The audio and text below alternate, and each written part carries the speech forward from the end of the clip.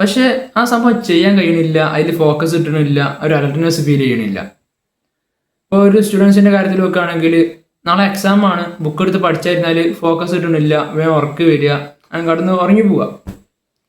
ഈ ഒരു problem solution എന്ന് പറഞ്ഞാൽ നേരെ യൂട്യൂബ് പോവുക, 14 ഹെഡ്സിന്റെ ബൈനറൽ ബീറ്റ്സ് എന്ന് പറഞ്ഞ സംഭവമുണ്ട്.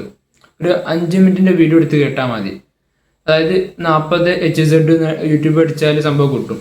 അതിൽ കയറിയിട്ട് ആ 5 മിനിറ്റിന്റെ വീഡിയോ എന്ത് ചെയ്യുക, പ്ലേ ചെയ്യുക.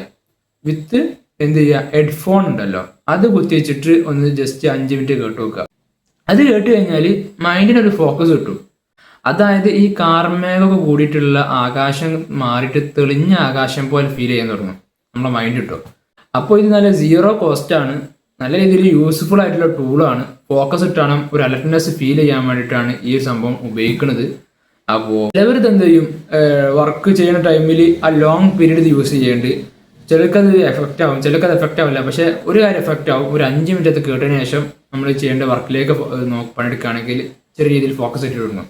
അപ്പോൾ അത് ചെയ്തു നോക്ക്. അപ്പോൾ ഒക്കെ ശരിയാവുന്നു. ശരി എന്നാ.